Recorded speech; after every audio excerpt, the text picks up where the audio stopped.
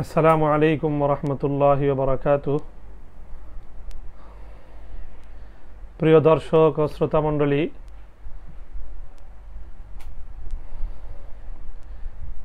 দেশ ও প্রবাস থেকে যারা এই মুহূর্তে আমাদের সঙ্গে আজকের আমাদের এই লাইভ প্রোগ্রামে সংযুক্ত আছেন, সকলকে অভিনন্দন জানাই এবং শুকরিয়া জ্ঞাপন করি।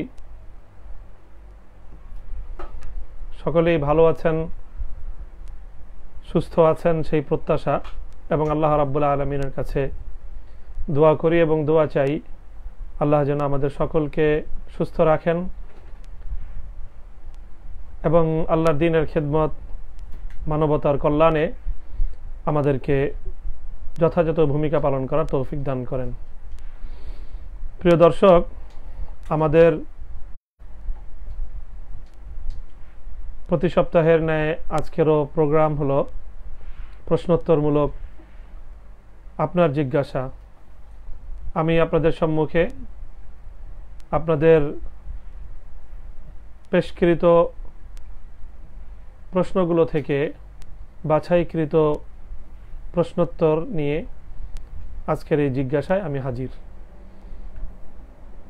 কোনো ধরনের কালবিলম্ব অথবা ভূমিকা ছাড়াই আমরা দর্শক, শ্রোতা ও পাঠকদের পক্ষ থেকে আমাদের এই লাইক পেজের কমেন্ট বক্সে আলোচনার জন্য এবং জানতে চাওয়ার জন্য উত্থাপিত প্রশ্নগুলোর, পেশকৃত প্রশ্নগুলোর মধ্য থেকে যেগুলো আমরা বাছাই করেছি এ সপ্তাহের আলোচনার জন্য, আমি সেই প্রশ্নগুলো নিয়ে একে একে আপনাদের সম্মুখে উত্তর আলোচনা করব। প্রিয় দর্শক, সর্বপ্রথম আমাদের সামনে আজকে যে প্রশ্নটি রয়েছে, সাখাওয়াত রাহাত নামক এক আইডি থেকে এক ভাই প্রশ্ন করেছেন, অমুসলিমদের মৃত্যু বা বিপর্যয়ে আনন্দ প্রকাশ করা যাবে কিনা। অর্থাৎ কোনো অমুসলিম যদি মৃত্যুবরণ করে তাহলে, অথবা যদি বিপর্যস্ত হয়, তাহলে সেই অমুসলিমের মৃত্যু বা তার বিপর্যয়ে আনন্দ প্রকাশ করার শরীয়ী বিধান তিনি জানতে চেয়েছেন। প্রিয় দর্শক, এক্ষেত্রে আমরা সুন্নাহ থেকে রাসূল সাল্লাল্লাহু আলাইহি ওয়াসাল্লামের দু তিনটি আদর্শের কথা আমরা উল্লেখ করতে পারি। তার মধ্যে প্রথম তো হলো যে এমনিতে যে কোনো মানুষের মৃত্যু, এটিকে রাসূল আকরাম সাল্লাল্লাহু আলাইহি ওয়াসাল্লাম একটি শিক্ষণীয় ঘটনা এবং এটিকে নিজের জন্য একটি বিষাদ এবং বিদায়ের একটি শিক্ষা গ্রহণ করবার নিদর্শন হিসাবে আল্লাহ রাসূল সাল্লাল্লাহু আলাইহি ওয়াসাল্লাম উপস্থাপন করেছেন। যেমনটি হাদিসের মধ্যে উল্লেখিত হয় যে আল্লাহ রাসূল সাল্লাল্লাহু আলাইহি ওয়াসাল্লাম একদিন বসা ছিলেন, নবীজির পাশ দিয়ে একটি জানাজা যাচ্ছিল, আল্লাহ রাসূল সাল্লাল্লাহু আলাইহি ওয়াসাল্লাম দাঁড়িয়ে গেলেন। তো কেউ বলল যে ইয়া রাসূলুল্লাহ, এটি তো এক ইহুদির জানাজা। নবী আকরাম সাল্লাল্লাহু আলাইহি ওয়াসাল্লাম তখন বললেন যে আলাইসাত নাফসান, হোক না সেটা ইহুদি, হোক না সে অমুসলিম, কিন্তু এটা একটি জান, একটি প্রাণ চলে যাচ্ছে, এ থেকে আমাদের জন্য সমীহ জাগানিয়া একটি অনুভূতি প্রকাশ হওয়া উচিত। রাসূল আকরাম সাল্লাল্লাহু আলাইহি ওয়াসাল্লামের এই ঘটনার দ্বারা সেটি প্রকাশ পায় এবং সেটি প্রমাণিত হয়। বিপরীতে আল্লাহ রাসূল সাল্লাল্লাহু আলাইহি ওয়াসাল্লাম থেকে আবার এমন ঘটনাও রয়েছে যে যারা দুরাচার, অত্যাচারী, অনিষ্টকারী, মানুষের সমাজে যারা ফিতনা ফাসাদ সৃষ্টি করে থাকে, এমন ধরনের যারা দুরাচার অমুসলিম, তাদের মৃত্যুতে আল্লাহ রাসূল সাল্লাল্লাহু আলাইহি ওয়াসাল্লাম সন্তুষ্টি প্রকাশ করেছেন এবং আনন্দ প্রকাশ করেছেন। যেমন রাসূল সাল্লাল্লাহু আলাইহি ওয়াসাল্লামের ঘটনার দ্বারা বোঝা যায়, যখন কাব ইবনে আশরাফ নামক এক ইহুদি নেতা, যে ইসলাম এবং মুসলমানদের বিরুদ্ধে অত্যধিক সে ফিতনা সৃষ্টি করত এবং নানা ধরনের ষড়যন্ত্রমূলক কাজে সে লিপ্ত ছিল, যখন তাকে কাব ইবনে আশরাফকে হত্যা করা হলো, রাসূল আকরাম সাল্লাল্লাহু আলাইহি ওয়াসাল্লাম এটি জানার পর আল্লাহ রাব্বুল আলামিনের দরবারে শুকরিয়া আদায় করেন এবং তিনি আনন্দ প্রকাশ করেন। তো এই ঘটনা থেকে বোঝা যায় যদি কোনো কাফের কোনো অমুসলিম এমন হয়ে থাকে যে যার জ্বালায় যার ফিতনায় মানুষ অতিষ্ঠ এবং যার দ্বারা মানুষ অনেক বেশি ক্ষতির সম্মুখীন হয়, এমন কোনো ব্যক্তির এমন কোনো দুষ্ট প্রকৃতির মানুষের মৃত্যুতে আনন্দ প্রকাশ করতে বাধা নেই। তবে কোনো ব্যক্তির মৃত্যুর পরে তার যে অনিষ্টতা এবং তার যে খারাপ গুণ সেগুলো খুব বেশি আলোচনা করতে আল্লাহ রাসূল সাল্লাল্লাহু আলাইহি ওয়াসাল্লাম নিষেধ করেছেন। দ্বিতীয় প্রশ্ন যেটি রয়েছে, গাজী মনির নামক এক আইডি থেকে প্রশ্ন করেছেন, কবর পাকা করে লেপ তোশক কোল বালিশ ইত্যাদি দিয়ে কবর দেওয়ার কোনো পদ্ধতি ইসলামী শরীয়তে আছে? থাকলে দলিল সহ জানালে উপকৃত হব। সেই সঙ্গে মুনির হোসেন কুমিল্লা আরেকটি প্রশ্ন করেছেন যে কবরে ফুল দেয়া, মোমবাতি, আগরবাতি ইত্যাদি জ্বালানো এবং মাজারে দান করা এগুলো কতটুকু বৈধ? তো প্রিয় দর্শক, এ ব্যাপারে ইসলামের সুস্পষ্ট নির্দেশনা রয়েছে কোরআন এবং হাদিসের।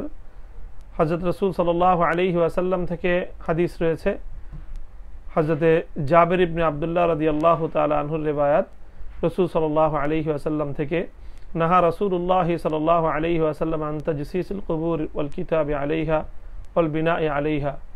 আল্লাহ রাসূল সাল্লাল্লাহু আলাইহি ওয়াসাল্লাম কোনো কবরের উপর কোনো ইমারত নির্মাণ করতে, কবর পাকা করতে নিষেধ করেছেন। সুস্পষ্ট এটি আল্লাহ রাসূল সাল্লাল্লাহু আলাইহি ওয়াসাল্লামের নিষেধাজ্ঞা রয়েছে সহিহ ইবনে হিব্বানে সহিহ সনদের মাধ্যমে বর্ণিত এই হাদিস।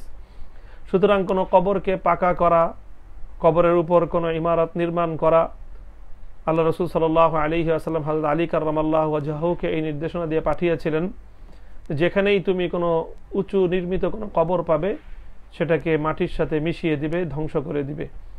সুতরাং কবর এটি থাকবে সাদাসিধে, একেবারে মামুলি, শুধুমাত্র মাটির উপর কবর দিয়ে সেই কবরের উপর সেটিকে যেন একটি কবর হিসেবে চেনা যায় এতটুকু আলামত সংরক্ষণ করতে বলেছেন আল্লাহ রাসূল সাল্লাল্লাহু আলাইহি ওয়াসাল্লাম।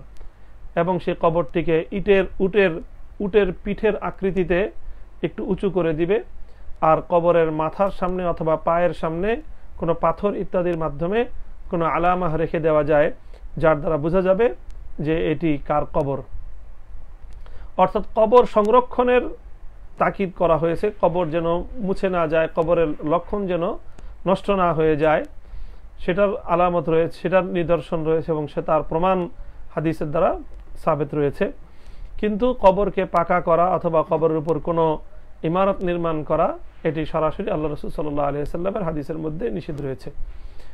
ঠিক তেমনি ভাবে কবরে ফুল দেয়া, কবরে মোমবাতি জ্বালানো অথবা কবরে ইত্যাদি এই জাতীয় কোনো গিলাফ চড়ানো, এগুলো কোনোটাই ইসলামী শরিয়া সম্মত, ইসলামী শরীয়তে এর বৈধতা প্রমাণিত নেই। আল্লাহ রাসূল সাল্লাল্লাহু আলাইহি ওয়াসাল্লাম অথবা সাহাবায়ে কেরাম কেউ এই ধরনের আমল করেননি। কাজেই কেউ যদি কবরের মধ্যে কোনো ফুল দেয়, কবরের মধ্যে গিলাফ দেয়, কবরের মধ্যে মোমবাতি জ্বালায়, এগুলো একদিকে অপচয় হবে, অন্যদিকে এটি বিদআত হবে, এবং যদি সেখানে কবরকে অতিমাত্রায় সম্মানের কোনো প্রসঙ্গ আসে তাহলে সেটি শিরকের অন্তর্ভুক্ত হতে পারে। তৃতীয় প্রশ্ন, কাউসার আহমদ, মোহাম্মদ তারেক আজিজ, ইমরান খান, হায়দার আলী এবং শাব্বির আহমদ, অনেকগুলো আইডি থেকে কাছাকাছি প্রশ্ন করা হয়েছে। প্রশ্ন হলো যে সুদ দেওয়া নেওয়া তো হারাম আমরা জানি, এখন যদি কারো কাছে কারো টাকার খুব প্রয়োজন, এমত অবস্থায় সুদ ছাড়া টাকার কোনো ব্যবস্থা যদি না হয় তখন সে সুদে টাকা নিতে পারবে কিনা? যদি সে এই অবস্থায় অপারগ হয়ে সুদের উপর টাকা নেয় তাহলে যে ব্যক্তি সুদের উপর টাকা আনলো সেও কি গুনাহগার হবে? কারণ সুদ ছাড়া তো অন্য কোনো উপায়ে সে টাকা পাচ্ছে না।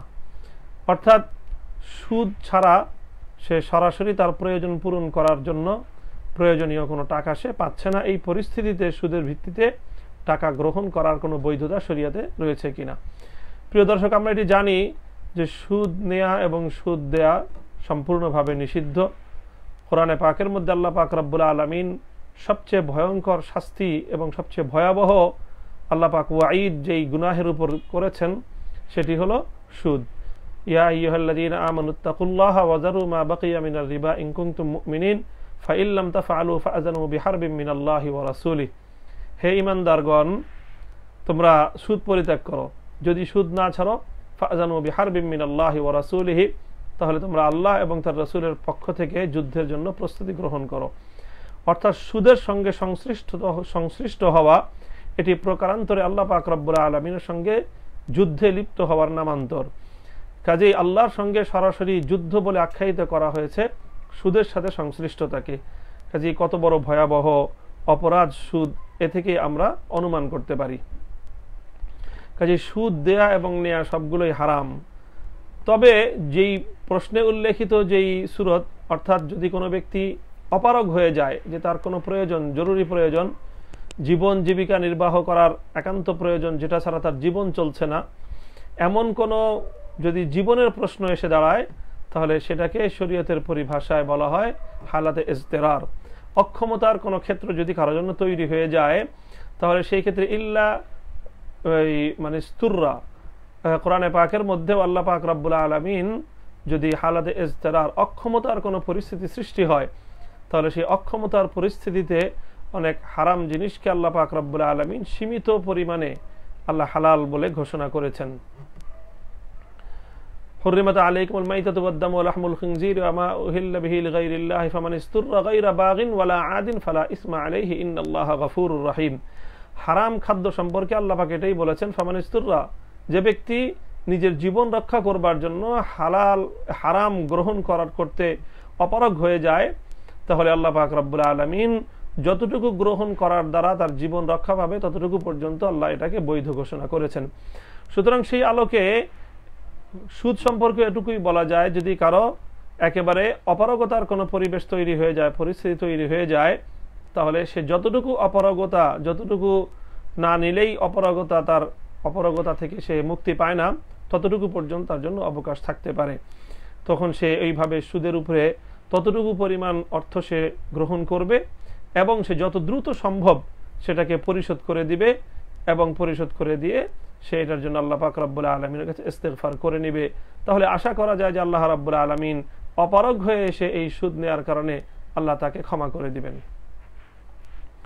চতুর্থ প্রশ্ন রয়েছে জিহাদ আলম এবং মোহাম্মদ এনামুল হাসান আইডি থেকে প্রশ্ন করা হয়েছে, হুজুর আমরা যারা স্কুলে পড়ি তাদের কি বুখারী শরীফ সহ বিভিন্ন হাদিস গ্রন্থ বাংলা পড়া ঠিক হবে?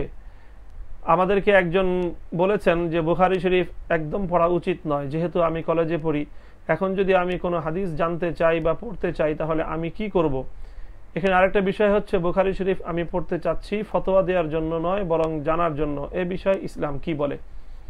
প্রিয় ভাই, কোরআন এবং হাদিস এটা কোনো ব্যক্তি বিশেষের জন্য নয়, প্রত্যেক ব্যক্তির জন্যই, প্রত্যেক মুমিনের জন্যই কোরআন এবং হাদিস পড়া, কোরআন এবং হাদিস জানা, এটা তার দায়িত্ব এবং কর্তব্যের মধ্যেই পড়ে।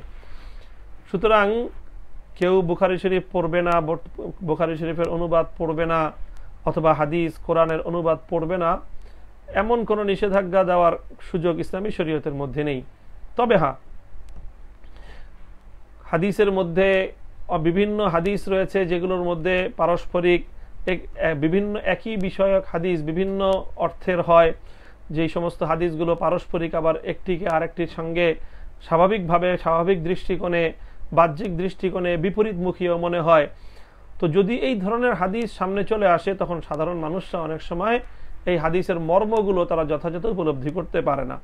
এজন্য নিতান্ত সাধারণ মানুষ যাদের কাছে কোরআন এবং হাদিসের পর্যাপ্ত জ্ঞান নেই, তারা শুধুমাত্র ব্যাখ্যা ছাড়া কোরআন বা হাদিস পড়তে গিয়ে অনেক সময় বিপাকের সম্মুখীন হয়ে যান, বিভ্রান্তিতে পড়ে যান, নিজেরাই তারা কোনো সময় কোনো সমস্যার বা কোনো ধরনের সন্দেহের শিকার হয়ে যান। এজন্য তাদের উচিত হবে কোরআন এবং হাদিস তো পড়বে, বুখারী শরীফও পড়বে, হাদিসের কিতাবও পড়বে, তবে নির্ভরযোগ্য যারা অনুবাদক, নির্ভরযোগ্য যারা ব্যাখ্যাকারী, যাদের এলেম এবং আমলের উপর উলামায়ে কেরামের আস্থা রয়েছে, এমন ব্যক্তিদের লিখিত, এমন ব্যক্তিদের অনুবাদকৃত, এমন ব্যক্তিদের ব্যাখ্যাকৃত গ্রন্থ থেকে, সহায়ক গ্রন্থের মাধ্যমে তারা কোরআন এবং হাদিস অধ্যয়ন করবে, বুখারী শরীফ অধ্যয়ন করবে। আমরা জানি বাংলা ভাষায় সর্বপ্রথম যিনি বাংলার বুখারী শরীফ অনুবাদ করেছেন শাইখুল হাদিস আল্লামা আজিজুল হক রহমতুল্লাহি আলাইহি, সম্পূর্ণ বুখারী শরীফের অনুবাদ এবং মোটামুটি প্রয়োজনীয় ব্যাখ্যা সহ সেটি মানুষের হাতে রয়েছে। তো এই বুখারী শরীফ পড়া যেতে পারে, কোনো সমস্যা নাই। এমনিভাবে হাদিসের অন্যান্য গ্রন্থ অনেক নির্ভরযোগ্য উলামায়ে কেরাম তারা অনুবাদ করেছেন এবং প্রয়োজনীয় ব্যাখ্যা সম্বলিত। কাজেই সেখানে সাধারণ মানুষ কোনো প্রশ্নের সম্মুখীন হলে, সাধারণ মানুষের কোনো সংশয়ের সম্মুখীন হলে সেখানে টিকার মধ্যে অথবা ব্যাখ্যার মধ্যে অথবা অনুবাদের মধ্যেই তারা সেই প্রশ্নের সমাধান দিয়ে থাকেন। কাজেই সেই ধরনের প্রশ্নের জবাব সম্বলিত ব্যাখ্যা গ্রন্থের আলোকে যদি কোরআন এবং হাদিস, বুখারী শরীফ সহ অন্যান্য হাদিসের কিতাব অধ্যয়ন করা হয়, তাহলে আশা করা যায় যে কেউ কোনো সংশয়ের সম্মুখীন হবে না, কোনো বিভ্রান্তির শিকার হবে না। আরেক ভাই প্রশ্ন করেছেন সুমন আহমেদ নামক আইডি থেকে, যে আমার প্রশ্ন হলো আমি প্রবাসে থাকি, আরও প্রায় 2 থেকে 3 বছর পরে দেশে যাব। এখন আমার জন্য দেশে পাত্রী ঠিক করে রাখা যাবে কিনা, আর যদি ঠিক করে রাখা যায় পাকাপোক্ত কথা হওয়ার কারণে যদি তার কথা অনেক সময় আমার মনে পড়ে, তাহলে কি অন্তরের জিনা হবে? দয়া করে জানাবেন। নাসির হুসাইন, মোহাম্মদ নাদির হুসাইন আইডি থেকে কাছাকাছি প্রশ্ন, সালাতুল হাজাতের নামাজ পড়ে নির্দিষ্ট কাউকে বিয়ে করার জন্য আল্লাহ সুবহানাহু ওয়া তাআলার কাছে দোয়া করা যাবে, যদিও তার সাথে কোনো হারাম রিলেশন নেই? অর্থাৎ প্রশ্নটি হলো যে এমন এই কারো সঙ্গে বিবাহের কথাবার্তা পাকাপোক্ত হয়ে আছে বা বিবাহের আলোচনা হয়ে আছে, এই অবস্থায় যদি বিবাহ সম্পাদিত হতে বিলম্ব হয়, তাহলে বিবাহ সম্পাদিত হতে যতদিন বিলম্ব, এই বিলম্বের মধ্যখানের সময়ে অন্য আর 8-10 জন মাহরাম, অন্য আর 8-10 জন গায়রে মাহরাম নারীর যেই বিধান, তো যেই মেয়ের সঙ্গে বিবাহের কথাবার্তা চূড়ান্ত হয়ে আছে বা বিবাহের আলোচনা চলছে, সেই নারীর বিধানও কি একই? এটি হলো একটি প্রশ্ন ওনারা জানতে চেয়েছেন। হ্যাঁ ভাই, আপনি প্রবাসে থাকেন, 2 বছর 3 বছর পরে আসেন, কিন্তু যদি আগে থেকে কোনো নারীর সঙ্গে, কোনো মেয়ের সঙ্গে বিবাহ চূড়ান্ত করে রাখতে হয়, তাহলে কথাবার্তা বলে রাখা যায়, কিন্তু এই কথাবার্তার দ্বারা, এই সকল আলোচনার দ্বারা সেই নারী আপনার সম্পূর্ণ গায়রে মাহরামই থাকবে, বেগানাই থাকবে। শুধুমাত্র আলোচনার দ্বারা সেই নারীর সঙ্গে ভিন্ন কোনো সম্পর্ক, তাকে নিয়ে কোনো ভিন্ন জল্পনা কল্পনার কোনো অবকাশ ইসলামী শরীয়তের মধ্যে নেই। কাজেই যদি এই ধরনের পরিস্থিতি হয়, তাহলে আমরা সাজেস্ট করব, পরামর্শ দিব যে তার সঙ্গে আকদ সম্পন্ন করে নেওয়া হোক।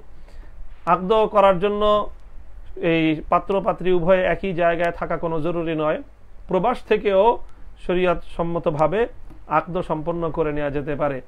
সেটির যে পদ্ধতি রয়েছে ইসলামী শরিয়া মোতাবেক, অর্থাৎ টেলিফোনে তো আর বিবাহ হবে না, তবে টেলিফোনের মাধ্যমে এই যদি ওকিল নিয়োগ করা হয়, যিনি এখানে উপস্থিত পাত্রী অথবা পাত্রীর অভিভাবক যেই মজলিসে উপস্থিত রয়েছে, সেই মজলিসে পাত্রের পক্ষ থেকে ওকিল হিসাবে, তার প্রতিনিধি হিসাবে অন্য কেউ যদি আকদ সম্পন্ন করে নেয়, তাহলে প্রবাসে থেকেও একজনের সঙ্গে বিবাহ বন্ধন হতে পারে।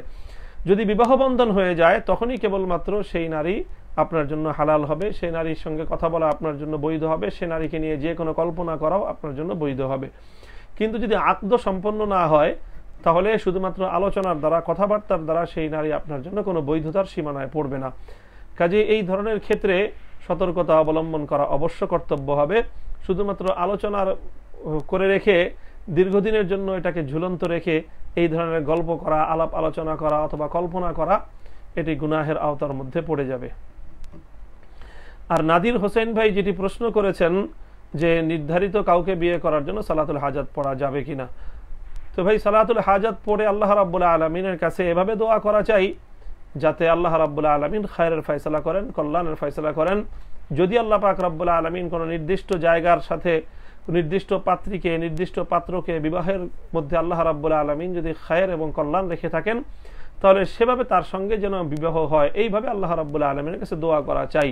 নির্ধারিতভাবে কাউকে আল্লাহ রাব্বুল আলামিনের কাছে চাওয়া যে অমুকের সাথে আমার বিবাহ হয়ে যাক, এটি আল্লাহ রাব্বুল আলামিনের সঙ্গে, আল্লাহর সাথে যে বান্দার সম্পর্ক এবং আল্লাহর কাছ থেকে যে বান্দার কল্যাণকামিতা, আল্লাহর কাছ থেকে যে খায়ের চাওয়া, সেটির সঙ্গে এটি সামঞ্জস্যপূর্ণ হবে না। কাজে এভাবে না বলে যে অমুককে আল্লাহ আমার সাথে বিবাহের ব্যবস্থা করে দিন, এভাবে হাজাতের দোয়া না করে বরং এভাবে দোয়া করবেন যদি অমুকের সঙ্গে আমার বিবাহ আল্লাহ দিন এবং দুনিয়ার দিক থেকে আমার জন্য কল্যাণকারী হয়, আমার জন্য যদি ভালো হয়, কল্যাণ হয়, তাহলে আপনি সেটাকে সম্পন্ন করার ব্যবস্থা করে দিন, এভাবে দোয়া করবেন। মোহাম্মদ আলামিন সর্দার, তিনি এই আইডি থেকে প্রশ্ন করা হয়েছে, হুজুর পালিয়ে বিয়ে করা জায়েজ কিনা, মেয়ের অভিভাবকের অনুমতি ছাড়া বিবাহ করতে পারবে কিনা, এই হলো তার প্রশ্ন। না, এভাবে মেয়েদের জন্য অভিভাবকের অনুমতি ছাড়া বিবাহ করা ঠিক নয়। আল্লাহ রাসূল সাল্লাল্লাহু আলাইহি ওয়াসাল্লাম বলেছেন, যে কোনো নারী আইয়ুমা ইমরাআতিন নাকাহাত বিগাইরি ইজনি ওয়ালিহা ফানিকাহুহা বাতিলুন বাতিলুন বাতিলুন, যে নারী নিজের অভিভাবকের অনুমতি ছাড়া বিয়ে করবে, আল্লাহ রাসূল সাল্লাল্লাহু আলাইহি ওয়াসাল্লাম বলেছেন তার বিবাহ বাতিল। যদিও এটা নিয়ে ফুকাহা কেরামের বিভিন্ন ব্যাখ্যা রয়েছে, এবং ফিকহে হানাফিদের ব্যাখ্যাটি হলো এই যে যদি সাবালিকা নারী সে তার গার্জিয়ান এবং অভিভাবকের অনুমতি ছাড়া তার সঙ্গে যেখানে কুফু হয় শরীয়তের, অর্থাৎ তার সমপর্যায়ের কারো সঙ্গে যদি বিবাহ বন্ধনে আবদ্ধ হয়, তাহলে সেই বিবাহটি যদিও শরীয়ী দৃষ্টিকোণ থেকে বিশুদ্ধ হয়ে যাবে, কিন্তু এটিকে ইসলাম অনুৎসাহিত করেছে। এবং আল্লাহ রাসূল সাল্লাল্লাহু আলাইহি ওয়াসাল্লামের এই হাদিসের অর্থ হলো যে তার এই বিবাহটি এটি টেকসই হবে না। কাজেই এজন্য সকল অন্যান্য মাযহাবের মধ্যে অন্যান্য ইমামদের নিকটে যদি ওলি এবং অভিভাবকের অনুমতি ছাড়া কোনো নারী বিয়ে করে, তাহলে তার বিবাহ শুদ্ধই হবে না। কাজেই এজন্য কোনো নারীকে বিবাহ করতে হলে তার অভিভাবকের সম্মতিতেই বিবাহ করা উচিত। অভিভাবকের অনুমতি ছাড়া কোনো নারীকে বিবাহ করাটা এটি উচিত নয়, এটি ঠিক নয়। যদিও কোনো কোনো ক্ষেত্রে বিবাহ হয়ে যায়, তবে হ্যাঁ, ফিকহে হানাফি মতেও যদি কোনো নারী এমন কোনো পুরুষের সঙ্গে নিজের অভিভাবকের অনুমতি ছাড়া বিবাহ করতে চায় যে সামাজিক স্ট্যাটাস এবং শরীয়তের যে কুফু রয়েছে, সম্পদের দিক থেকে মর্যাদার দিক থেকে যদি সমপর্যায়ের না হয়, তাহলে তার অসম কোনো বিবাহ, অসম পাত্রে যদি কোনো নারী নিজের অভিভাবকের অনুমতি ছাড়া বিবাহ করে, তাহলে তার বিবাহ শুদ্ধ হবে না। আর যদি সমপর্যায়ের হয় তাহলে বিশুদ্ধ হবে, কিন্তু এটিও করা উচিত নয়, বরং অভিভাবকের অনুমোদন সাপেক্ষে তাদের অনুমতি নিয়েই তাদের সঙ্গে আলোচনার মাধ্যমে বিবাহ করা, এটি হলো উত্তম। শাহিদুল ইসলাম ভাই জানতে চেয়েছেন, আমি একজন মুসলিম, আমি এক হিন্দু মেয়েকে ভালোবাসি, সে বলে আমাকে ছাড়া সে বাঁচবে না। দরকার হয় সে মুসলিম হয়ে ইসলাম ধর্ম নিয়ে লেখাপড়া করবে, শিক্ষিত হয়ে পরে আমাকে বিয়ে করবে। তবে তার 18 বছর বয়সের পরে সে বাড়ি থেকে চলে আসবে। এখন আমার জানার বিষয় হলো, আমি কি তাকে বিয়ে করতে পারবো?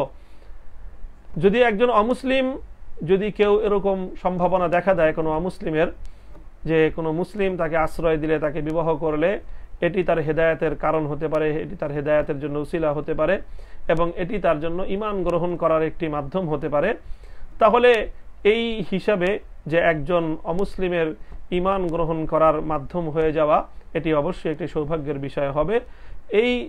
এই দৃষ্টিকোণ থেকে একজন অমুসলিমকে বিবাহ করে যদি তাকে ঈমান এবং হেদায়েতের পথে পরিচালিত করা যায়, তাহলে এটি একটি ভালো আমল হতে পারে, যদি এই উদ্দেশ্য হয়।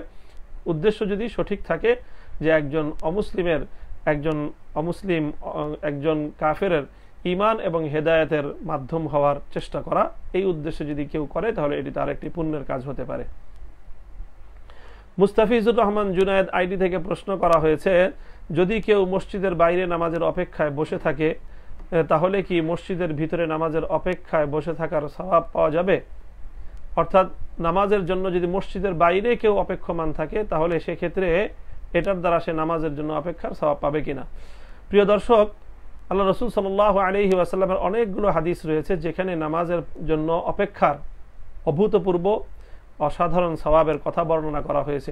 আবু হুরায়রা রাদিয়াল্লাহু তাআলা আনহু থেকে এক হাদিস আল্লাহ রাসূল সাল্লাল্লাহু আলাইহি ওয়াসাল্লাম বলেন, লা ইয়াজালু আহাদুকুম ফি সালাতিন মা দামাতিস সালাতু তাহবিসুহু লা ইয়ামনাউহু আন ইয়ানকালিবা ইলা আহলিহি ইল্লা সালাত। আল্লাহ রাসূল সাল্লাল্লাহু আলাইহি ওয়াসাল্লাম বলেন, তোমাদের কাউকে যতক্ষণ পর্যন্ত নামাজ আটকে রাখবে, অর্থাৎ নামাজের কারণেই সে তার বাড়িতে ফিরে যেতে পারছে না, বরং নামাজের জন্য সে আটকা রয়েছে, আল্লাহ রাসূল সাল্লাল্লাহু আলাইহি ওয়াসাল্লাম বলে ততক্ষণ পর্যন্ত সে নামাজের মধ্যেই রয়েছে। আবু হুরায়রা রাদিয়াল্লাহু আনহু থেকে সহিহ বুখারী শরীফে বর্ণিত আরেকটি হাদিস আল্লাহ রাসূল বলেন, আল মালাইকাতু তুসাল্লি আলা আহাদিকুম মা দামা ফি মুসাল্লাহু আল্লাযী সাল্লাহু ফীহি মা লাম ইউহদিস তাকুলু আল্লাহুম্মা ইগফির লাহু আল্লাহুম্মা আরহামহু। কোন ব্যক্তি নামাজ আদায় করার পর, সালাত আদায় করার পর যদি সে তার সালাতের জায়গায় অবস্থান করে সে অপেক্ষা করতে থাকে, তাহলে ফেরেশতারা তার জন্য দোয়া করতে থাকে যতক্ষণ পর্যন্ত সে সেখানে উযু নষ্ট না করবে, ততক্ষণ পর্যন্তই তার জন্য ফেরেশতারা এই দোয়া করতে থাকবে। হযরত আনাস রাদিয়াল্লাহু তাআলা আনহু থেকে বর্ণিত আরেক হাদিসে আল্লাহ রাসূল সাল্লাল্লাহু আলাইহি ওয়াসাল্লাম একদিন এসে বর্ণনা এসেছে আল্লাহ রাসূলুল্লাহ সাল্লাল্লাহু আলাইহি ওয়াসাল্লাম আখরা লাইলাতান সালাতাল ইশা ইলা শাতরিল লাইল ثم أقبل علينا بوجهه بعدما صلى فقال صلى الناس ورقدوا ولم تزالوا في صلاة منذ انتظرتموها رواه البخاري আল্লাহ নবী একদিন রাতের বেলা ঈশার নামাজে বেশ দেরি করলেন। দেরি করে নামাজ পড়ার পরে আল্লাহ রাসূল সাল্লাল্লাহু আলাইহি ওয়াসাল্লাম সাহাবায়ে কেরামের দিকে ফিরে বললেন যে দেখো অন্য সব মানুষ নামাজ পড়ে ঘুমিয়ে পড়েছে আর তোমরা নামাজের জন্য অপেক্ষা করেছো। তোমরা যতক্ষণ পর্যন্ত নামাজের জন্য অপেক্ষা করেছো ততক্ষণ পর্যন্ত নামাজের মধ্যেই শামিল হিসেবে গণ্য হবে। এই হাদিসগুলো থেকে বোঝা যায় যে নামাজের জন্য অপেক্ষায় আল্লাহ রাসূল সাল্লাল্লাহু আলাইহি ওয়াসাল্লাম নামাজের সমপরিমাণ সওয়াবের কথা বলেছেন। কোন কোন হাদিসের মধ্যে এটি রয়েছে যতক্ষণ পর্যন্ত সে তার নামাজের জায়গায় নামাজের স্থানে অবস্থান করবে, অপেক্ষমান থাকবে বা নামাজের জায়গায় বসে সে অপেক্ষা করতে থাকবে, তো এই কোন হাদিসের মধ্যেই শর্ত হিসেবে এটিকে উল্লেখ পাওয়া যায় না যে সেটি মসজিদের মধ্যেই হতে হবে, এটি কোনো জরুরি নয়। কাজেই এটি বলা যায় যে অবশ্য আরেক হাদিসের মধ্যে আল্লাহ রাসূল সাল্লাল্লাহু আলাইহি ওয়াসাল্লাম এভাবে বলেছেন মাদামা ফি মুসাল্লাহু কাঈদান, যতক্ষণ পর্যন্ত সে তার নামাজের জায়গায় বসে থাকবে। কিন্তু নামাজের জায়গায় বসে থাকার কথা বলা হয়েছে, কোথাও কিন্তু মসজিদের কথা বলা হয়নি।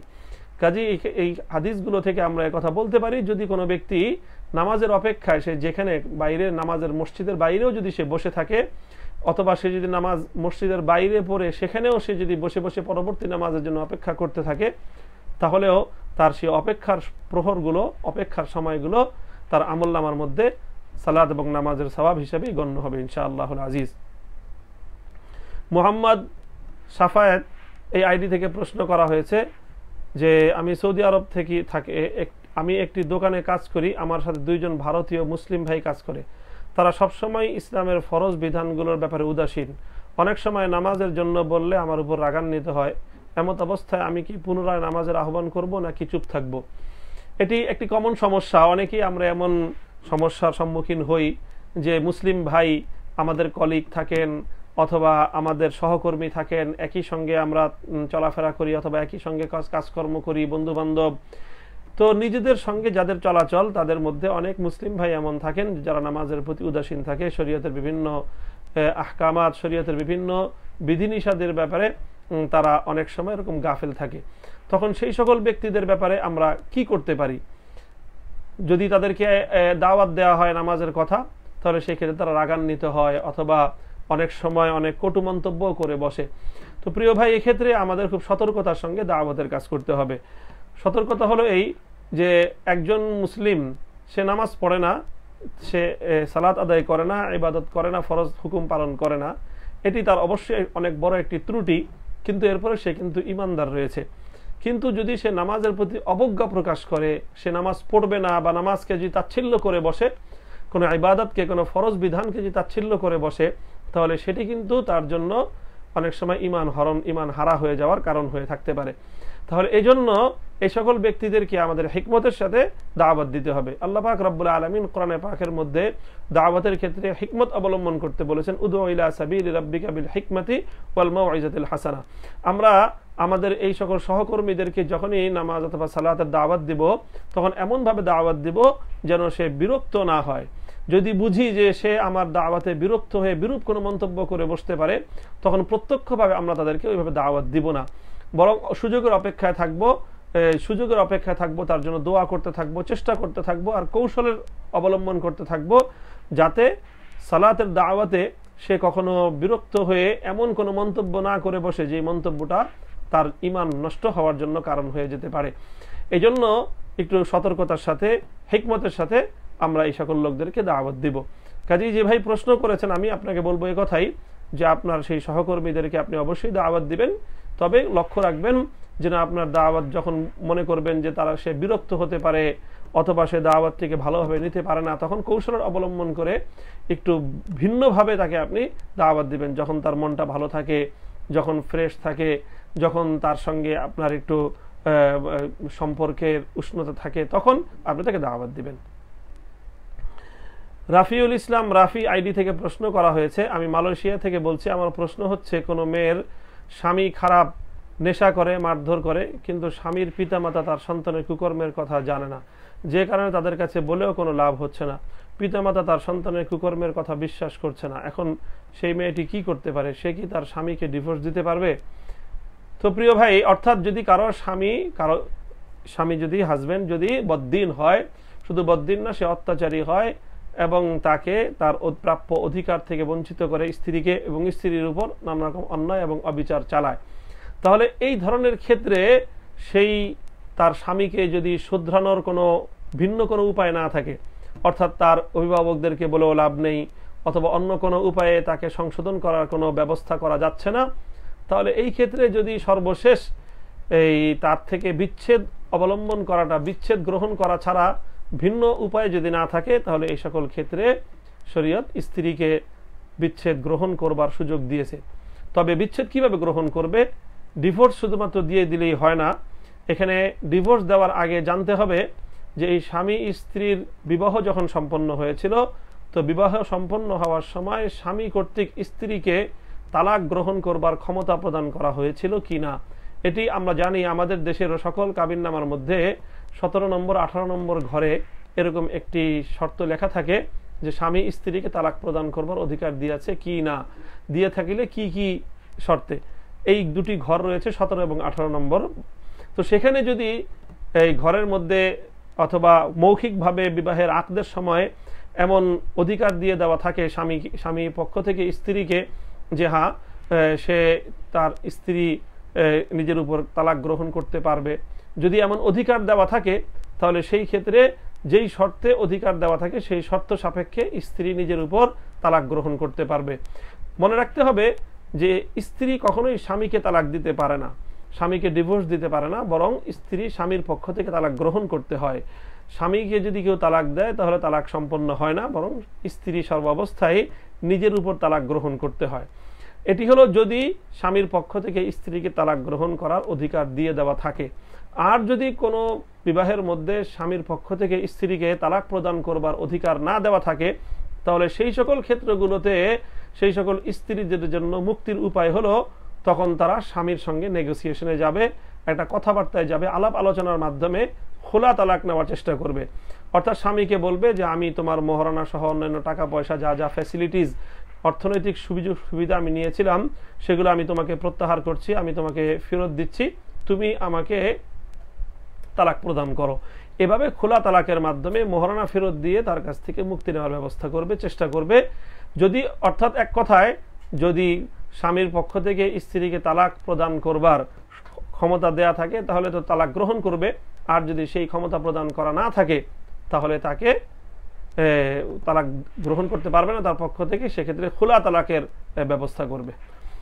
মোহাম্মদ মাসুদুর রহমান তিনি প্রশ্ন করেছেন, জানতে চেয়েছেন তালাকপ্রাপ্ত মেয়েকে বিবাহ করার বিধান কি। তো ভাই, তালাকপ্রাপ্ত মহিলা যে তালাকপ্রাপ্ত হয়েছে সে যদি ইদ্যত পালন করে, ইদ্যত পালন করার অর্থাৎ যদি সে গর্ভবতী হয় তাহলে তার সন্তান ভূমিষ্ঠ হওয়ার মাধ্যমে, আর যদি গর্ভবতী না হয় তাহলে 3 মিন্স পর্যন্ত তাকে অপেক্ষা করতে হয়, 3টি মাসিক অতিক্রম করতে হয়, এভাবে তার ইদ্যত শেষ হয়। ইদ্যত শেষ হওয়ার পরে তালাকপ্রাপ্ত নারীকে বিবাহ করতে শরীয়তে কোনো সমস্যার কিছু নেই, বরং যদি তালাকপ্রাপ্ত মহিলাকে বর্তমান সমাজে বিবাহ করাটাকে অনেকে খারাপ চোখে দেখে, এটি গর্হিত একটি দৃষ্টিভঙ্গি, এই দৃষ্টিভঙ্গিকে পরিহার করা উচিত। বরং তালাকপ্রাপ্ত মহিলাদের বিবাহ সামাজিকভাবে গ্রহণীয় হওয়া উচিত, কারণ এটি শরিয়া সম্মত একটি কাজ।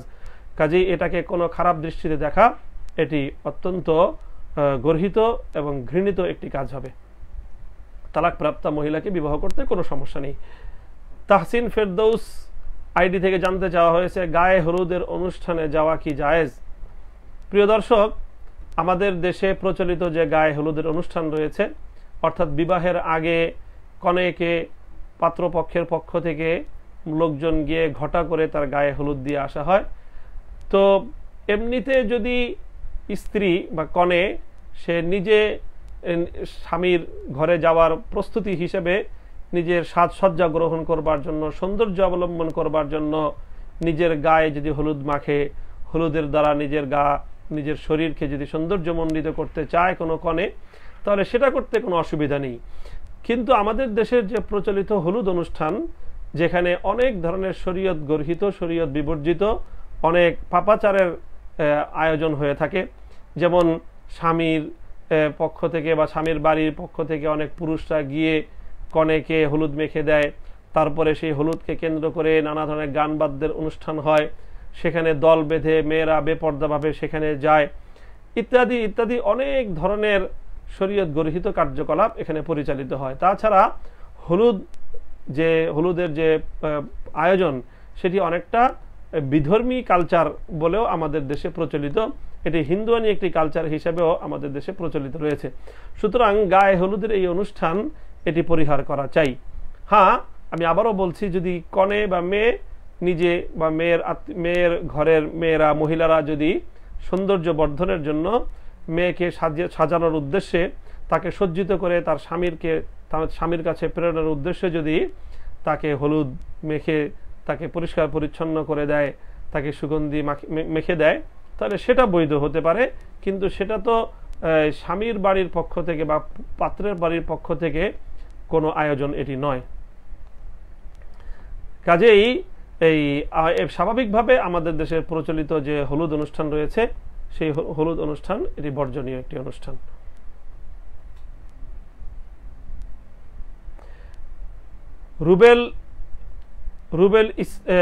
রুবেল ইসলাম মার্কেল এই আইডি থেকে, মোহাম্মদ রুবেল ইসলাম আইডি থেকে প্রশ্ন করা হয়েছে, হুজুর আমি লক্ষ্মীপুর থেকে বলছি, আমি যে কোনো ব্যবসা করি, ব্যবসায় শুধু লস হয়, এখন আমি ব্যবসার সফলতা পেতে হলে কি আমল করব এবং কি করতে পারি বললে উপকৃত হব?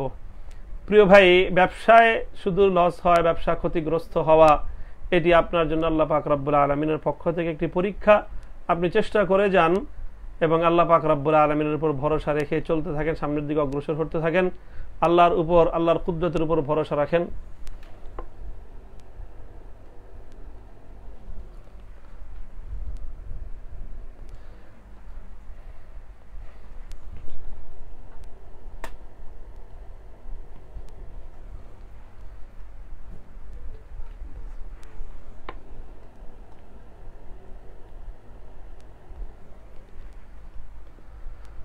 হ্যাঁ, তো ভাই বলছিলাম যে এটি আল্লাহ পাক রব্বুল আলামিনের পক্ষ থেকে,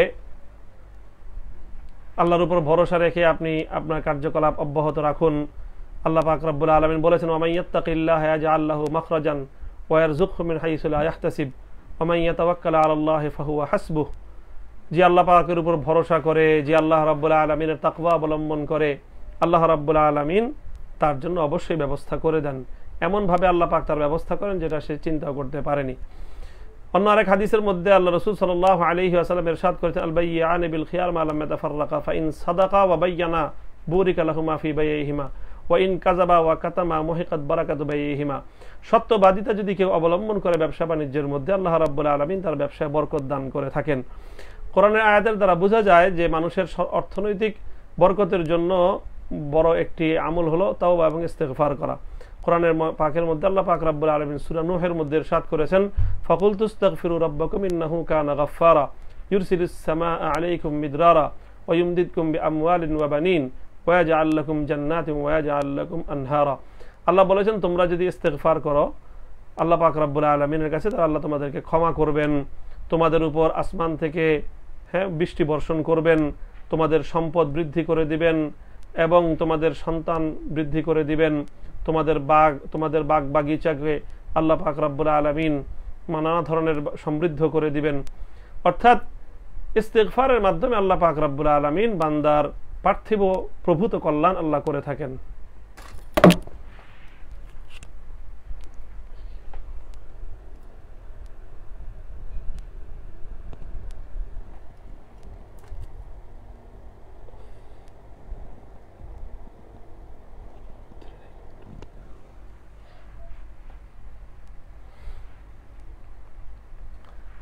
প্রিয় দর্শক, তাহলে আমরা বলতে পারি যে আপনি ইস্তিগফারের আমলটা একটু বিশেষভাবে করবেন এবং এই সত্যবাদিতার সঙ্গে আল্লাহ পাক রব্বুল আলামিনের উপর ভরসা করে আপনি মেহনত চালিয়ে যান।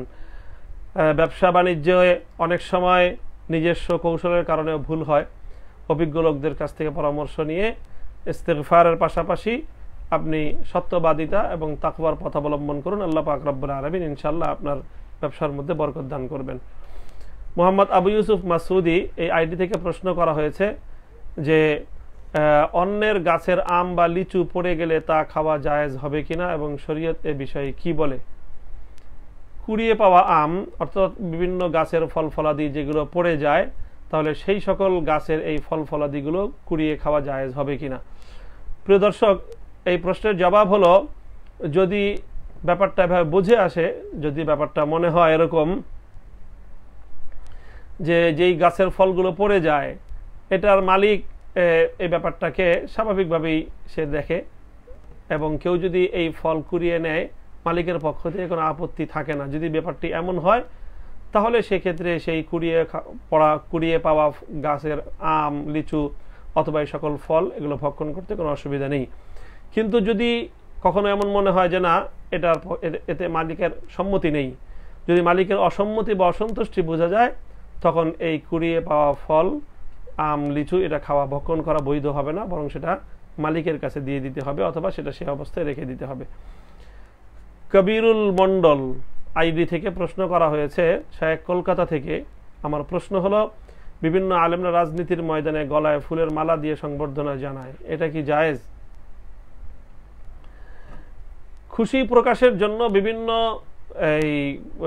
বিভিন্ন কর্মকাণ্ড অবলম্বন করা এটি শরীয়তের দৃষ্টিতে বৈধ। তবে ফুলের বিনিময়ে জানানো অথবা ফুলের মালা দেওয়া এটা সরাসরি কোরআন এবং হাদিসের কোথাও নিষেধাজ্ঞা নেই। তবে এই পদ্ধতিটি বিভিন্ন এই প্রচলিত যারা বদ্দিন অথবা যারা অমুসলিম তাদের বিভিন্ন তাহজিব এবং তামাদ্দুন, তাদের কৃষ্টি এবং কালচারের অন্তর্ভুক্ত, কাজে এটিকে পরিহার করতে পারলেই ভালো হয়। আফজাল হোসাইন প্রশ্ন করেছেন, MLM ব্যবসার বৈধতা আছে কি নাই? বাংলাদেশের কয়েক লক্ষ লোক এই পেশায় জড়িত, এই হলো প্রশ্ন, এটি জায়েজ আছে কিনা। না ভাই, MLM যে মাল্টি লেভেল মার্কেটিং যে বিজনেস বা যেই পন্থা, ব্যবসা পণ্য মার্কেটিং করার যেই পদ্ধতি, এটি সারা দুনিয়ার সকল ওলামায়ে কেরাম এটি নিয়ে ব্যাপক গবেষণার পর সকলে সম্মিলিতভাবে এটিকে নাজায়েজ বলে ফতোয়া দিয়েছেন। কাজেই MLM বা মাল্টি লেভেল মার্কেটিং যেই পদ্ধতি রয়েছে, এই পদ্ধতিতে ব্যবসা করা বা মার্কেটিং করা এটি শরীয়ত সম্মত নয়, এটাকে পরিহার করতে হবে। তৌফিক আহমেদ, সিজান, শাকিল আহমেদ এই দুটি আইডি থেকে একই প্রশ্ন করা হয়েছে। আমি একটি গার্মেন্টসে প্রিন্ট সেকশনে কাজ করি, তো মাঝে মাঝে ওখানে এমন কিছু প্রিন্ট করা হয় এমন গ্রাফিক ডিজাইন করা হয়, আর প্রাণীর ছবি ডিজাইনে সংযুক্ত করতে হয়, এটা বৈধ হবে কিনা? তো ভাই, যদি এমন কোনো কিছু করতে হয় যে কোনো পেশায় যেটা শরীয়ত সম্মত নয়, কোনো প্রাণীর ছবি সেটাকে প্রিন্ট করতে হয়, কোনো গার্মেন্টসের আইটেমের মধ্যে সেই ছবি যুক্ত করতে হয়, এমন কোনো বিষয় যদি হয় তাহলে সেটা করা অবৈধ হবে। কাজে সেই ধরনের চাকরি করাটাও বৈধ হবে না, যে চাকরিতে অবৈধ কাজ করতে হয়, হারাম কাজ করতে হয়। কাজে এমন চাকরি পরিত্যাগ করে হালাল উপায়ে উপার্জন করার মতো চাকরির সন্ধান করতে থাকবে, আর তার আগ পর্যন্ত এই ধরনের চাকরি একান্ত বাধ্য হয়ে করলেও ইস্তেগফার করতে থাকবে আর নতুন চাকরির সন্ধান করতে থাকবে। জুবায়ের আহমেদ জানতে চেয়েছেন যে মাগরিবের আজানের আগে কি নফল নামাজ পড়া যায়? তারপর তাহিয়াতুল মসজিদ কি 5 ওয়াক্তই পড়া যায়? দুটি প্রশ্ন এই ভাইয়ের, অর্থাৎ মাগরিবের আগে কোনো নফল নামাজ পড়া যায় কিনা।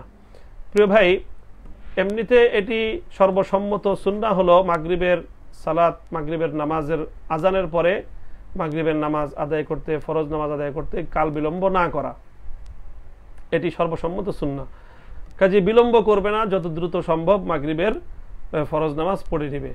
তবে হ্যাঁ, যদি কখনো এমন হয় যে ইমাম আসতে দেরি করছে বা নামাজ শুরু হতে দেরি হচ্ছে, আর এই দেরির সুযোগে কেউ যদি অবকাশ পায় 2 রাকাত নফল নামাজ পড়ে নেয়ার, তাহলে সেক্ষেত্রে 2 রাকাত নফল নামাজ পড়ে নিতে পারে।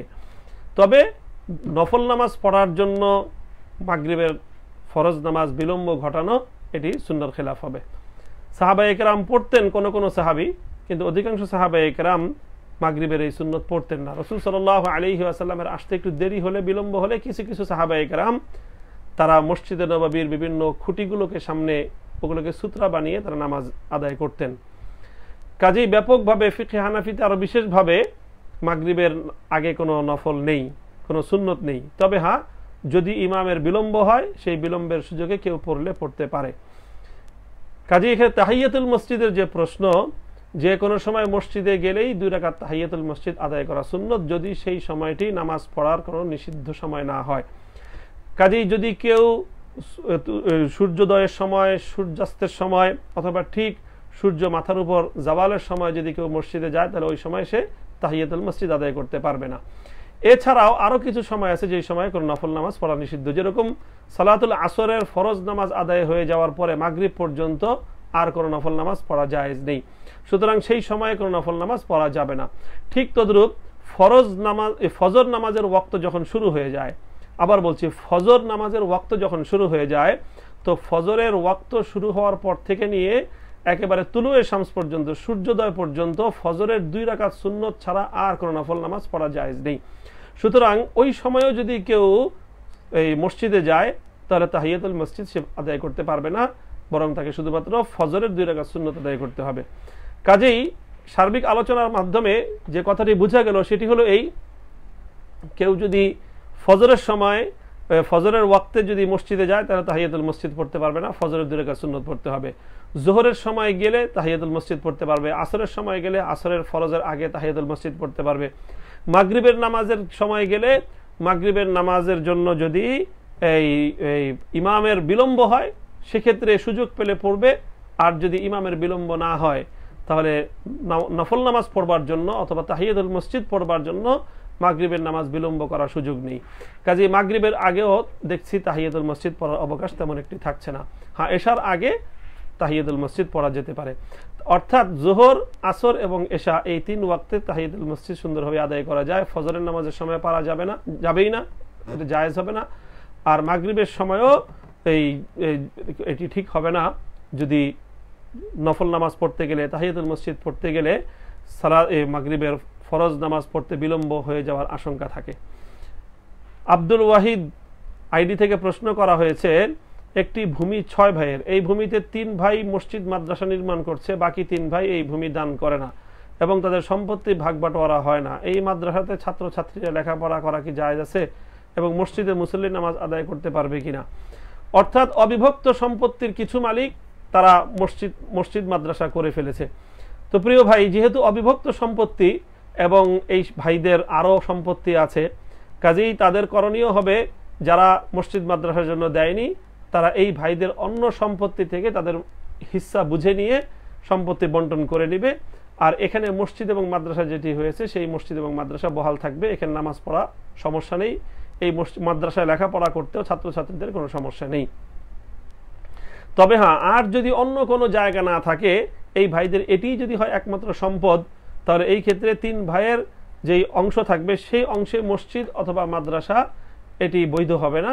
আর অবশিষ্ট যারা দিয়েছে তাদের যেই মালিকানাধীন অংশ, সেই অংশ পরিমাণ মসজিদ এবং মাদ্রাসা বৈধ হবে। তবে নামাজ পড়তে কোনো অসুবিধা নেই, এটিকে মীমাংসা করে চূড়ান্ত করে নেওয়া, দ্রুত চূড়ান্ত করে বিষয়টিকে ডিসাইড করে নেওয়া উচিত, এটিকে ঝুলন্ত না রাখা উচিত। ইসলামিক পিস নামক এক আইডি থেকে এক প্রশ্ন করেছেন এক ভাই, ইসলামে কোন কোন প্রাণী হত্যা করা ইসলামে নিষেধ, জানালে উপকৃত হব। কোন কোন প্রাণী হত্যা করা নিষেধ? প্রিয় ভাই, সকল প্রাণী ইসলামে হত্যা করা নিষেধ, যথোপযুক্ত যদি কারণ না থাকে। হ্যাঁ, যদি যথোপযুক্ত কারণ থাকে তবেই কোনো প্রাণীকে হত্যা করা ইসলামের মধ্যে আল্লাহ এবং তার রাসূলের পক্ষ থেকে বৈধতা দেওয়া হয়েছে। যথোপযুক্ত কারণ বলতে ইসলাম 2টি কারণকে উপযুক্ত কারণ বলে নির্ধারণ করেছে। প্রথম কারণ হলো যে কোনো প্রাণী যেটি খাওয়া বৈধ, ভক্ষণ করা হালাল, সেই প্রাণীকে ভক্ষণ করার জন্য, খাওয়ার জন্য জবেহ করার মাধ্যমে তাকে হত্যা করা। আবার বলছে যে সকল প্রাণী খাওয়া হালাল, সেই সকল হালাল প্রাণীগুলোকে খাওয়ার জন্য, সেগুলোকে জবেহ করার মাধ্যমে সেই সকল প্রাণী ভক্ষণ করা। আরেকটা হলো ওই প্রাণীকেও বধ করা এবং হত্যা করা বৈধ যে সকল প্রাণী ক্ষতিকর মানুষের জন্য। তো সেই সকল ক্ষতিকর প্রাণীগুলোর ক্ষতির অনিষ্টতা থেকে মুক্তির জন্য, রক্ষা পাওয়ার জন্য, সেটার জন্য তাদেরকে হত্যা করা এটা বৈধ আছে। হযরত আব্দুল্লাহ ইবনে আমর ইবনে আস রাদিয়াল্লাহু তাআলা আনহু থেকে এক হাদিসের মধ্যে বর্ণনা এসেছে, قال রাসূলুল্লাহ সাল্লাল্লাহু আলাইহি ওয়াসাল্লাম মান কাতালা উসফুরান ফামা ফাওকাহা বিগাইরি হাক্কিহা সাআলাল্লাহু আযজা ওয়া জাল্লা আনহা ইয়াউমাল কিয়ামাহ قيل يا رسول الله فما حقها قال أن تذبحها فتأكلها ولا تقطع رأسها فيرمى بها أخرجه النسائي والحاكم وصححه। আল্লাহ রাসূল সাল্লাল্লাহু আলাইহি ওয়াসাল্লাম বলেন যে একটি চড়ুই পাখি অথবা তার চেয়েও ক্ষুদ্র কোনো পাখি যদি কেউ অন্যায়ভাবে হত্যা করে, আল্লাহ রাব্বুল আলামিন কিয়ামতের দিন তাকে জিজ্ঞাসা করবেন যে তুমি কেন হত্যা করেছো। সাহাবায়ে কেরামের পক্ষ থেকে আল্লাহর নবীকে জিজ্ঞাসা করা হলো সেই পাখির হক কি। বিগাইরি হাক্কিহা, অন্যায়ভাবে তার সেই ন্যায়টা কি।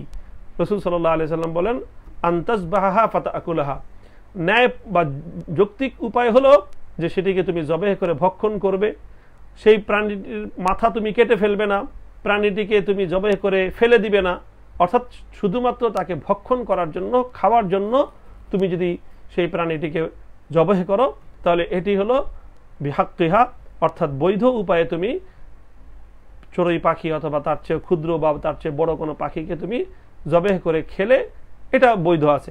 কিন্তু শুধু তুমি সেটাকে মেরে ফেলে দিলে, এজন্য কোনো প্রাণীকে বা কোনো পাখিকে মারা এটি বৈধ হবে না। যারা মারবে, হত্যা করবে অপ্রয়োজনে, অযথা, আল্লাহ পাক রব্বুল আলামিন তাদেরকে কিয়ামতের দিন জিজ্ঞাসা করবেন। কাজেই আমি আবারও বলছি যে শুধুমাত্র যে সকল প্রাণী খাওয়া ভক্ষণ করা বৈধ সেগুলোকে খাওয়ার জন্য, আর যেগুলো অনিষ্ট মানুষের ক্ষতিকারক সেগুলোর ক্ষতি থেকে রক্ষা পাওয়ার জন্য হত্যা করা যেতে পারে। রবিউল ইসলাম আইডি থেকে এক ভাই প্রশ্ন করেছেন, আমার প্রশ্ন হলো যদি কেউ কোরআন শরীফ ছুঁয়ে শপথ করে যে আমি 5 ওয়াক্ত নামাজ জামাতের সাথে পড়ব, কিন্তু এখন সে 5 ওয়াক্ত নামাজ জামাতের সাথে পড়তে পারছে না, এখন তার করণীয় কি? কাফারা দিলে কি হবে? প্রিয় ভাই, 5 ওয়াক্ত নামাজ তো এমনিতেই ফরজ। কেউ যদি ফরজ নামাজ ছেড়ে দেয় সে কবিরা গুনাহ করবে এবং তার জীবদ্দশায় এই নামাজ কাজা করা তার জন্য ফরজ থাকবে, সে কসম করুক আর না করুক। আর কোরআন শরীফ ছুক বা না ছুক, মূলত আসলে কেউ যদি এই নামাজ না পড়ে তার কবিরা গুনাহ হবে। এখানে যেই সূরতের কথা বলা হয়েছে, অর্থাৎ কেউ যদি কসম করে তাহলে শপথ করে বসে, শপথ করার পরে যদি শপথ রক্ষা না করে তাহলে তাকে কাফারা দিতে হবে। ফাকাফারাতু ইতআমু 10 মাসাকিন, তাহলে তাকে 10 জন মিসকিনকে খাবার খাওয়াতে হবে। আও কিসওয়াতুহুম, অথবা 10 জন মিসকিনকে পোশাক দিতে হবে। আও তাহরিরু রাকাবাতিন, অথবা যদি সেটি না পারে তাহলে একটি গোলাম আজাদ করতে হবে। ফামাল্লাম মাজিদ ফাসিয়ামু সালাসাতি আইয়াম, যদি 10 জন মিসকিনকে খাদ্য খাওয়ানোর মতো সামর্থ্য না থাকে তাহলে 3টি রোজা রাখতে হবে, অর্থাৎ কাফারা আদায় করতে হবে। যে নাকি শপথ করেছে যে নামাজ পড়বে কিন্তু সে নামাজ পড়ছে না, নামাজ পড়েনি, তাহলে তাকে এটার জন্য কাফারা আদায় করতে হবে। আর কিন্তু কাফারা আদায় করার দ্বারা তার নামাজের গুনাহ মাফ হবে না, বরং নামাজের কাজা তাকে করতে হবে। মোহাম্মদ আলী প্রশ্ন করেছেন, মহিলাদের রমজানের কাজা রোজা যদি শাওয়াল মাসে রাখে, শাওয়ালের নফল 6 রোজাও সাথে নিয়ত করে, তাহলে কি এক রোজায় 2টি আদায় হয়ে যাবে? না ভাই, এই মহিলাদের বা পুরুষদের যারাই যে কোনো কারণে, যে কোনো ওজরের কারণে যদি রমজানের কোনো রোজা ভাঙতে হয়, তাহলে আগে তার সেই ফরজ কাজা রোজা আদায় করতে হবে, তারপরে শাওয়ালের 6 রোজা নফল, সেই 6 রোজা তারপরে আদায় করবে।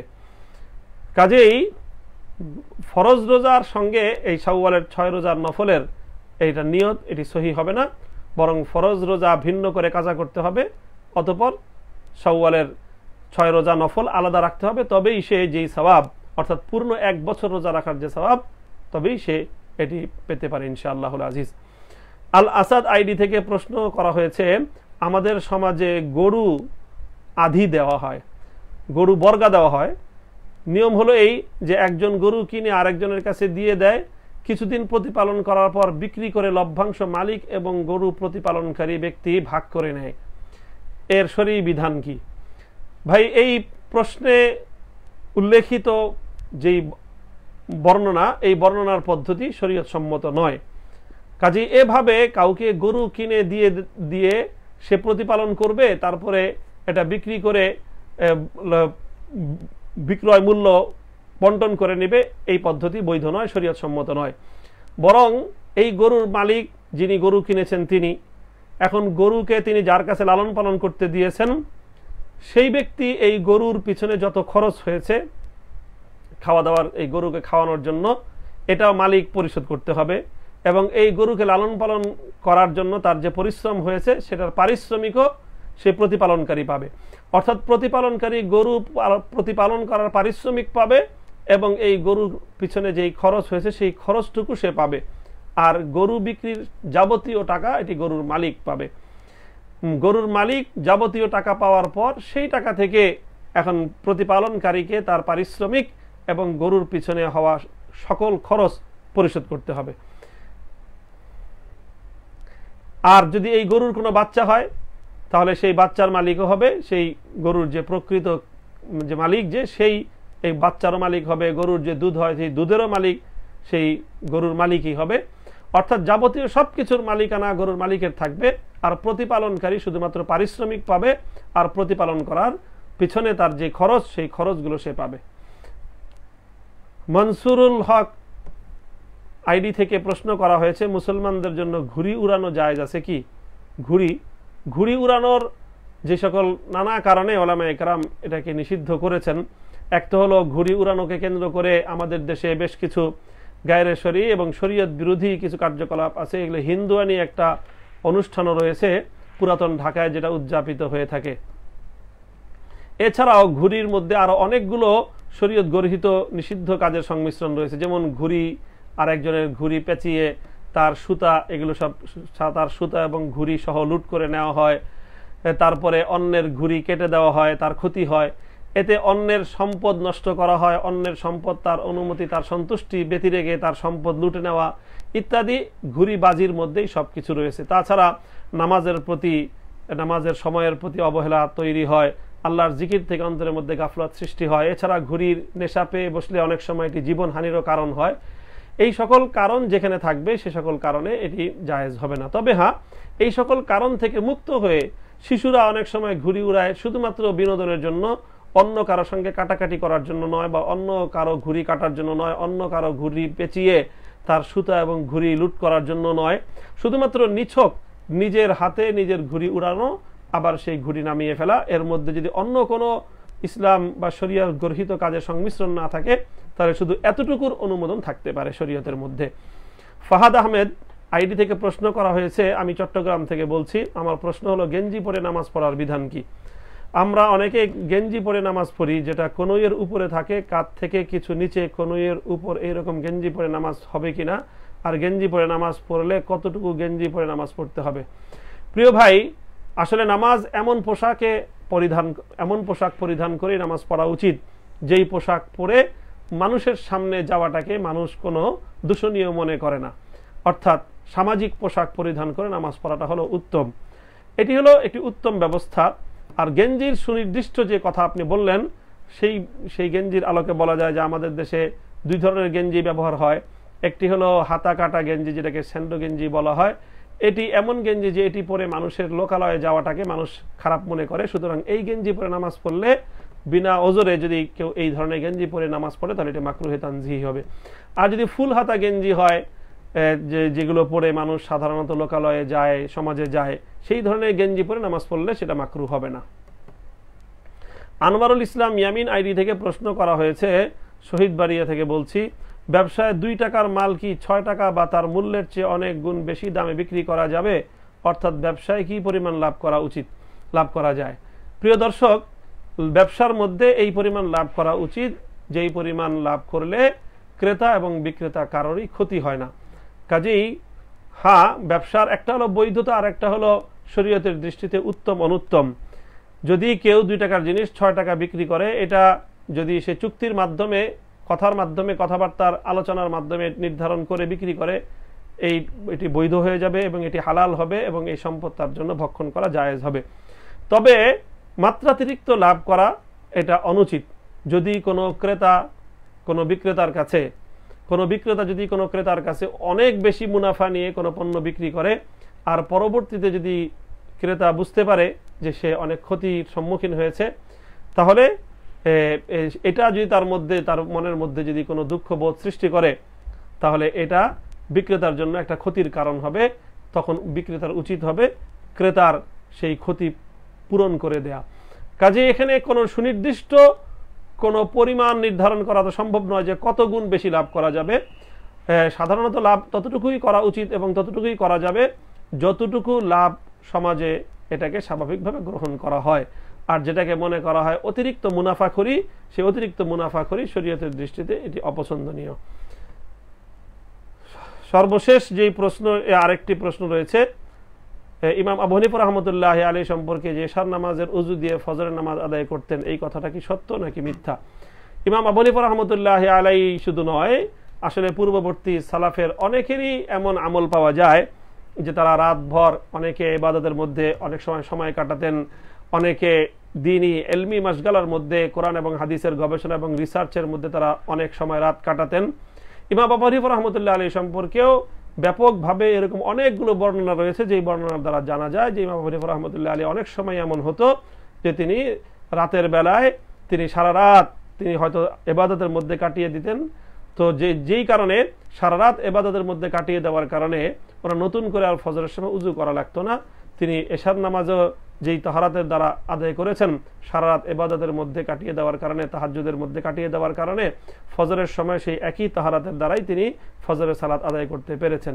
এরকম অনেকগুলো বিশুদ্ধ বর্ণনার দ্বারা ইমাম আবু হানিফা রাহমাতুল্লাহি আলাইহি সম্পর্কে এটি প্রমাণিত রয়েছে। তবে হ্যাঁ, সুনির্দিষ্ট কতদিন কত বছর ইমাম আবু হানিফা রাহমাতুল্লাহি আলাইহির এমন আমল সাবেত বা প্রমাণ, সেই বিষয়ে কিছু কথাবার্তা রয়েছে। সেই বিষয়ে বর্ণনাগুলোর ব্যাপারে কিছু প্রশ্ন থাকতে পারে। তবে বিশুদ্ধ বর্ণনায় অনেক বর্ণনার দ্বারাই ইমাম আবু হানিফা রাহমাতুল্লাহি আলাইহির এই ধরনের আমল প্রমাণিত রয়েছে। মুস্কান রহমান আইডি থেকে একটি প্রশ্ন করা হয়েছে, এমন ব্যক্তি যে কোরআন পড়তে জানে না, সে যদি ফোনে কোরআন তেলাওয়াত শুনে তাহলে সেই ব্যক্তি কতটুকু সওয়াবের অধিকারী হবে? হ্যাঁ, যদি রেকর্ড থেকে, কোরআনের রেকর্ড থেকে যদি রেকর্ডকৃত কোরআন যদি কেউ শুনে, তাহলে তো ফতোয়া তো এটি যে রেকর্ড শোনার দ্বারা আসলে কোরআন শোনার সওয়াব হবে না। তবে হ্যাঁ, রেকর্ড শোনার সময় যদি সে কোরআনের প্রতি মহাব্বত এবং আদবের প্রকাশ ঘটায়, তাহলে কোরআনের পাকের প্রতি তার মহাব্বত এবং ভালোবাসা বহির্প্রকাশ ঘটানোর সওয়াব সে পেতে পারে। আর যদি লাইভ হয়, অর্থাৎ রেকর্ডকৃত নয়, লাইভ যদি হয় কোরআনের পাকের তেলাওয়াত, তাহলে সেই তেলাওয়াত শোনার দ্বারা সে কোরআনের পাকের তেলাওয়াতের সওয়াব লাভ করতে পারে। প্রিয় দর্শক, আমাদের আজকের প্রশ্নোত্তর এই যা ছিল সেগুলো আমরা এখানে আলোচনা করলাম। ওমা তৌফিকি ইল্লা বিল্লাহ, আমরা আমাদের ইলম মোতাবেক আমরা আলোচনা করলাম। আল্লাহু আ'লামু বিস-সাওয়াব, সঠিক ইলম তো, প্রকৃত ইলম তো একমাত্র আল্লাহ পাক রব্বুল আলামিনের রয়েছে। যদি আমাদের কোনো প্রশ্নোত্তরে কোনো বিষয়ে কারো কোনো সংশয় থেকে থাকে অথবা ভিন্ন কোনো মত থাকতেই পারে, আমাদের অনেক সময় ভুল হয়ে থাকতে পারে, যে কোনো ভুলের বিষয়ে যদি কারো দৃষ্টিগোচর হয় আমাদের সঙ্গে যোগাযোগ করবেন, আমাদেরকে অবহিত করবেন। ইনশাআল্লাহ আমরা সেটাকে আবার শুদ্ধ দেওয়ার চেষ্টা করব। সকলের সর্বাঙ্গীন মঙ্গল কামনা করে আজকের আমরা লাইভ প্রোগ্রাম এবং আজকের প্রশ্নোত্তর পর্ব, আজকের আপনার জিজ্ঞাসা এখানে আমরা সমাপ্ত করছি। ইনশাআল্লাহ পরবর্তী আগামী মঙ্গলবার আবারও আপনাদের সঙ্গে দেখা হবে। আমরা এখানে পোস্ট দিয়ে দিব আমাদের এই পেজে। আপনাদের পরবর্তী প্রশ্নগুলো আপনারা সেই পোস্টের কমেন্ট বক্সে ইনশাআল্লাহ করবেন। সকলের সর্বাঙ্গীন মঙ্গল কামনা করে সকলের কাছ থেকে দোয়া চেয়ে আজকের এই আলোচনা আমরা এখানে শেষ করছি। ওয়া আখিরু দাওয়ানা আলহামদুলিল্লাহি রাব্বিল আলামিন। আসসালামু আলাইকুম ওয়া রাহমাতুল্লাহ।